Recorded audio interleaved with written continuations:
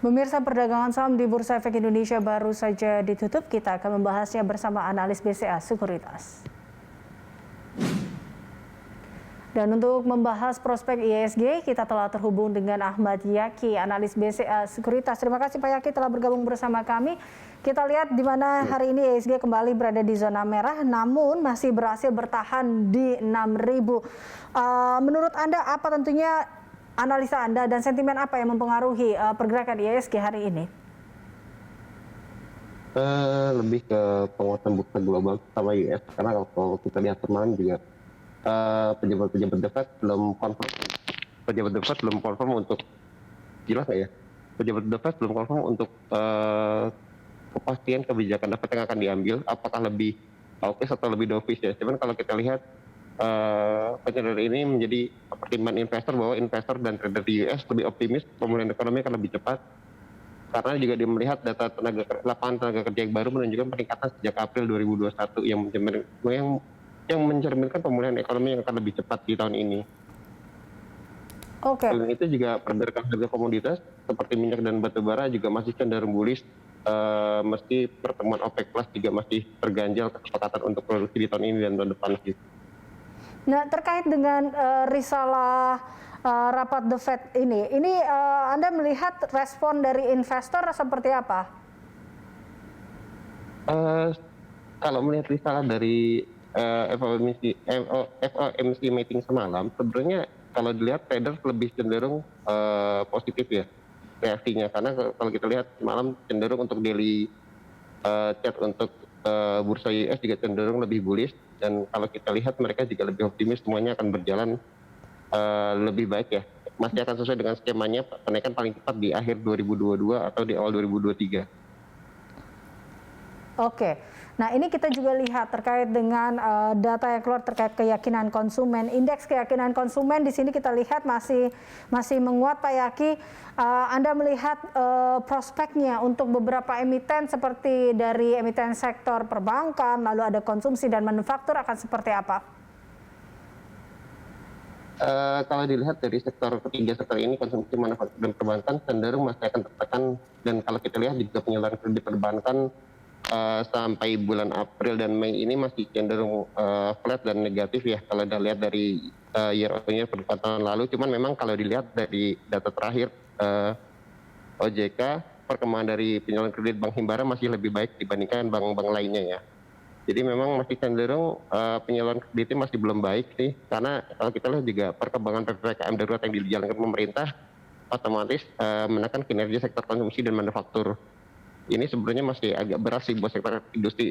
Selain itu juga kan kita tahu target pertumbuhan Indonesia juga, ekonomi Indonesia masih juga dipangkas oleh pemerintah dari range 4,5 sampai 5,3 menjadi 3,7 sampai 4,5. Ini menimbulkan agak sedikit pesimistis sih sebenarnya dari pelaku pasar. Oke, rekomendasi dari Anda sendiri dengan sektor ini untuk jangka pendek dan menengah seperti apa, Pak Yaki?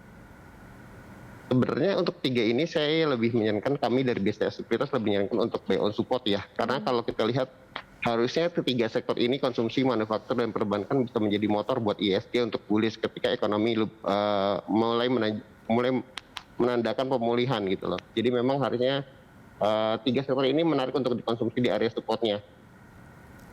Oke.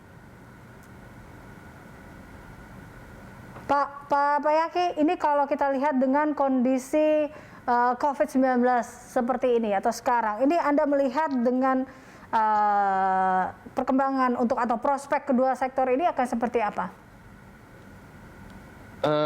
Kemungkinan masih untuk konsumsi, manufaktur, dan perbankan masih cenderung masih akan tertekan, karena kalau kita lihat juga konsumsi sangat tergantung sama real sektor, terutama dari hotel dan restoran, serta kafe dan mall. Jadi memang agak terganggu ya dengan PPKM darurat ini. Bagaimanapun juga pasti ada yang harus diperbankan antara kesehatan dan pemulihan ekonomi, dan manufaktur juga sama. Kebijakan terkait PPKM darurat juga sedikit mengganggu dari kinerja dari kedua sektor ini. Perbankan sendiri kalau kita lihat juga cenderung, tadi sudah kita bahas, penyaluran kreditnya masih cenderung terhambat dan cenderung masih banyak kredit menganggur yang ada di kantong-kantong dana pihak ketiga dari mereka sendiri. Oke. Seperti apa sih Anda juga melihat arah dari IISG untuk pekan depan? Apakah kita lihat atau Anda melihat IISG masih akan bertahan di level 6.000? Saya masih optimis, IISG masih akan bertahan di level 6.000. Kalaupun memang harus koreksi, masih ada support di area 5860 sampai 5945 untuk IISG-nya di minggu depan.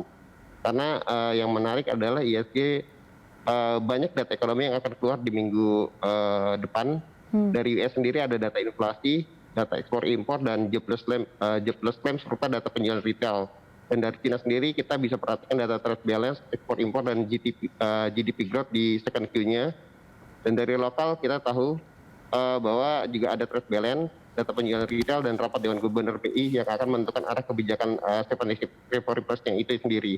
Dan harusnya sih minggu depan mungkin ada perbaikan dari perkembangan COVID ya. Karena kalau kita lihat kan seminggu terakhir pemerintah udah sangat gencar ya melakukan PPKM darurat, dan mungkin efeknya baru mulai kelihatan di minggu depan. Nah, terkait dengan efek COVID-19 ini, Pak Yaki, ini antara kita juga lihat beberapa prospek saham seperti CPIN, Java, terus kemudian Malindo. Anda melihatnya seperti apa untuk prospek saham-saham ini? Dan juga kenaikan harga komoditas menurut Anda akan seperti apa? Iya, kalau kita lihat dari satu sisi kenaikan harga komoditas agak kurang bagus ya untuk sektor poultry. Bagaimanapun juga kenaikan harga komoditas seperti jagung dan kedelai akan mengganggu cost of goods sold atau harga pokok produksi dari mereka, dan ini akan membuat HPP mereka akan naik. Cuman kalau kita lihat dari kebijakan yang terjadi tentang PPKM darurat, otomatis penjualan online mereka terutama di makanan yang sudah terolah atau processing food juga cukup lebih baik sih. Ini bagus untuk ketiga saham poultry ini, cuman terutama di Java dan Malindo. Oke.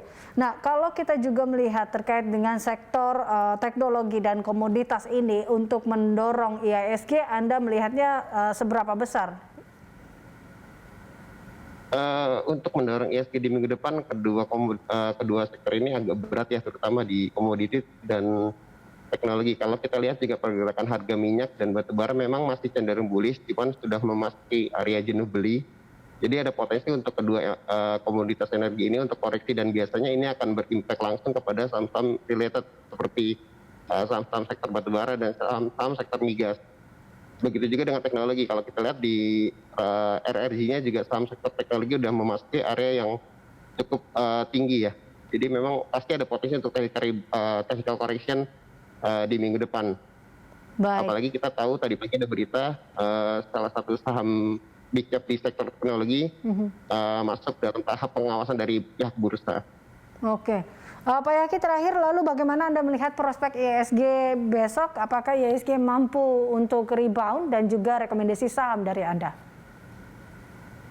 Ya, IISG kemungkinan kalaupun besok rebound cenderung untuk sell strength kalau kami dari BCS Sekuritas melihat, karena memang area di 6.045 sampai 6.120 kalau memang nggak kuat IISG cenderung untuk sell strength dengan support terdekat di 5.945 sampai 6.025. Untuk rekomendasi sahamnya sendiri, kami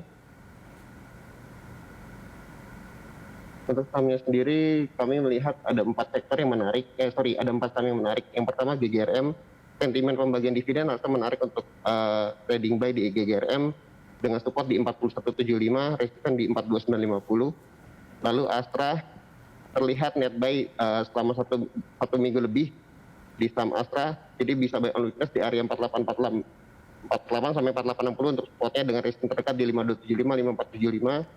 Lalu ada Bank BRI, buy on support di area tradingnya bawahnya di 3770 sampai 3840, atasnya di 39 sampai 3920. Dan yang terakhir Lipo Karawaci atau LPKR, buy on support dengan support bawah 151 sampai 162, resisten 170 sampai 175. Baik. Terima kasih Pak Yaki untuk informasi dan juga analisisnya. Pemirsa, demikian Ahmad Yaki, analis BCA Sekuritas.